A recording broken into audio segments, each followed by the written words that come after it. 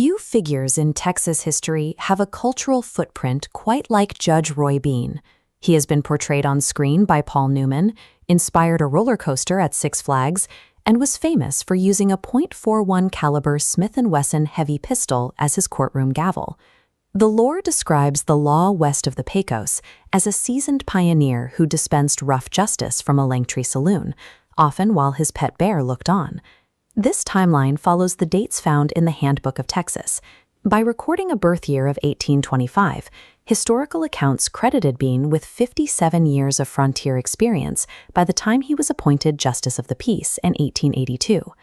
But modern researchers attempting to map his life found that the Old West icon was a master of the tall tale, frequently redecorating his own past.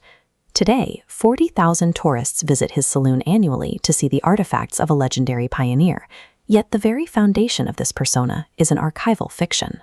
Local historian Jack Skiles spent years investigating the ruins of Bean's Jersey Lily Saloon, looking for the man behind the myth. His research unraveled a name Bean had discarded during his youth, Fantley Roy Bean. These Kentucky census records offer a different account of his life, providing evidence that contradicts the accepted 1825 birth date. The data in these columns indicates Bean was actually born around 1834 or 1836. He was a full decade younger than the legend suggested. Comparing his claimed birth year with the archival reality reveals a 10-year gap. This was a deliberate fabrication.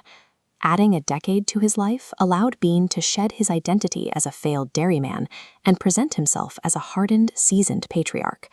In the dangerous railroad camps of the 1880s, the unearned gravitas of old age served as a tool to command authority. In 1882, Bean arrived at the railroad construction camps in Valverde County, bringing his old deceptive habits with him. When local landlords refused to sell him property, Bean simply built his saloon directly on the railroad's right-of-way. As the new Justice of the Peace, he began dispensing a whimsical, unpredictable brand of law from behind his barroom bench.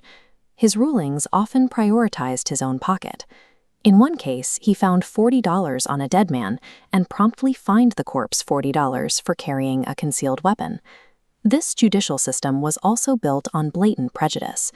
Records show Bean once dismissed murder charges because the victim was of Chinese descent. The records reveal a court system optimized for personal gain and maintained through a foundation of racial bias. Bean functioned as an opportunistic public relations pioneer. He understood that a compelling story was a more profitable asset than the truth. He flouted the law with publicity stunts, such as staging a prohibited prize fight on a Rio Grande sandbar, placing the event just beyond the reach of the authorities. He used his saloon's namesake, the British star Lily Langtree, to romanticize a dirt-floor barroom and charm money from passing train passengers. The census data strips away the romanticized archetype of the American West, illustrating how a manufactured persona can overwrite historical reality. Fantley Roy Bean's most successful trick was using a fake age and a series of yarns to write his own illusion into the American record.